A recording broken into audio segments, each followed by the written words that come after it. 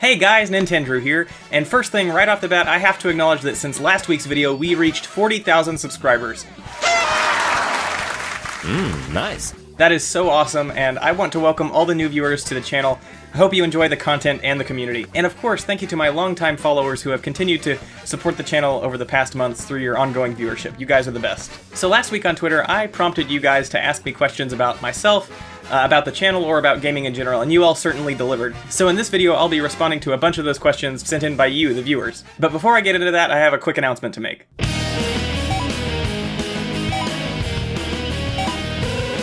This November, I'll be attending Super Famicom in Greensboro, North Carolina. I'll be there all 3 days of the convention from November 17th through the 19th, and I'll additionally be participating on a panel at some point during the event, so if you're in the area, you'll definitely want to check this one out. Don't miss it. I'll leave a link to the event page in the description below, and I hope to see you guys there. I'll have a booth there as well, so you can come by and hang out throughout the weekend and hopefully have a great time.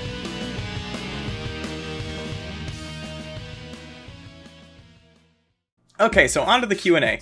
You guys asked me some great questions on Twitter, and I've picked out 10 that I'm going to respond to here.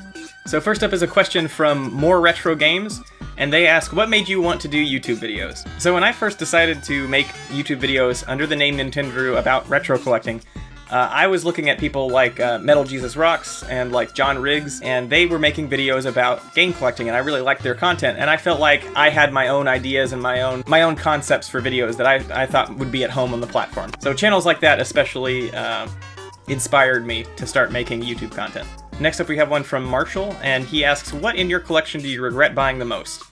Honestly, probably some, like, crappy PlayStation sports games or something like that. Sometimes I'll just buy something because it's a good deal, and then later on I'm like, well, I'm never gonna play this, so it kind of sucks that I spent money on it. That'd be my answer. Alternatively, a more direct response, the game I was most disappointed after buying was Paper Mario Sticker Star on 3DS. I'm a huge Paper Mario fan, and unfortunately this title really let me down, but that's kind of a personal beef.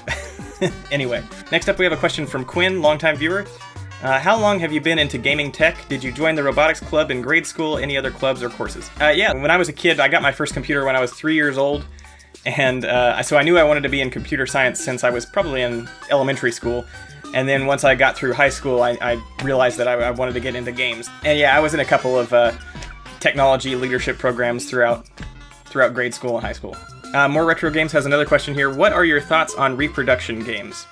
I love reproduction cards, and I know there's a big stigma around repros, but I think in the right context they are an excellent asset for the retro gaming community. I think reproduction cartridges are especially great for playing like ROM hacks on real hardware or betas and prototypes that were never released, and they're also a great way to play super expensive, like prohibitively expensive titles that aren't sold in stores anymore, if you just want to have that cartridge in your personal collection to play at home. Now, obviously, a lot of people will try to trick people with reproduction cartridges for some of those more pricey titles, and that's a whole different can of worms. But as far as the concept of reproduction cartridges themselves, I love them. With anything like that, you're going to have some people who are trying to scam others, but, you know, that can be said about pretty much anything. David Freeman asks, what do you do for your, quote, real job? So, I graduated college with my computer science degree in 2013, and since then I had worked for a couple different companies on mobile game development. I was a game programmer. In January of this year, I was laid off from my company, and after that, I've just been working on YouTube and on my own personal side project. So to answer your question, I was working as a game programmer, and now I'm trying to do this full time. TopFan57 asks, favorite bad movie?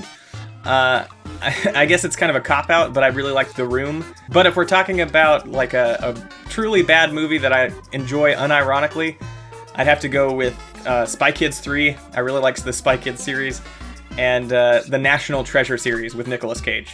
Yep. Soul Domino, also longtime viewer, they ask, what was the very first video game you ever played, and do you still like to play it today? Like I mentioned, I got my first computer when I was 3 years old, and one of the games that I had for it was Jazz Jackrabbit on PC. It's an old platformer made by Epic, and it was kind of meant to be like a competitor to Sonic the Hedgehog, but on PC. And I loved the hell out of that game. That was one of my favorites. And yes, of course, I go back and play it still today. It's actually had a big influence on me as I've been working on my own side project. So, yeah, good question. Next up, Matt2111 asks, what got you into collecting? This is kind of a long story, but so aside from a couple PC games that I had as a kid, my parents were very much against me getting into video games when I was growing up. So I wasn't allowed to have a real games console until I was about 13. I'm 24 now.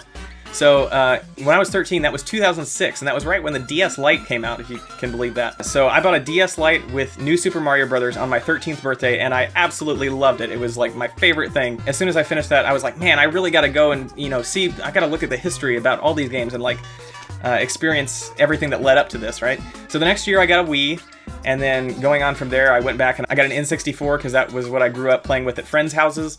After that, I went back and got an NES, Super NES, and then I guess the point where I would say I started collecting was when I got a GameCube, because I did have a Wii. I could play GameCube games, but then at some point I decided I wanted to get a GameCube, even though I could already play the games just to be able to have the console. And so that was at some point close to 10 years ago, so I've been on and off collecting since then, and I've enjoyed every minute of it. Next up, Random Nintendo Guy asks, who is your Super Smash Bros. Main?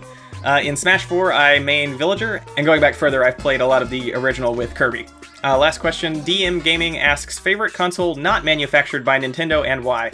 I love this question. It would be between either the Sega Dreamcast, very underrated system that kind of had a rough time when it launched, and then the PSP Go. It's actually a really nice little handheld emulation machine, and I really like the design.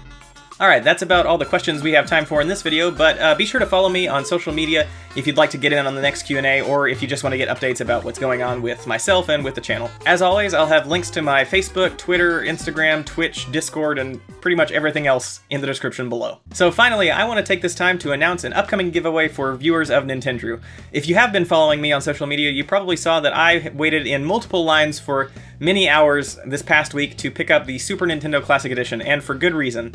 I will be giving away this Super Nintendo Classic Edition to one lucky viewer for our 50,000 subscriber goal. To be eligible, all you have to do is subscribe to the channel, or you don't even have to subscribe. If you just keep an eye out on the channel, once we hit that 50,000 subscriber mark, I'll be publishing another video with a link to the giveaway page where you can enter to win this guy. The giveaway should be live for about a week, and if the sub growth continues the way it has recently, that may mean that I could get it shipped out by Christmas, so it could be a great gift for you or for a friend. If you do win, I'd be happy to send it as is, or I could sign either the box or the system, or could draw a little turd on the box, whatever you want.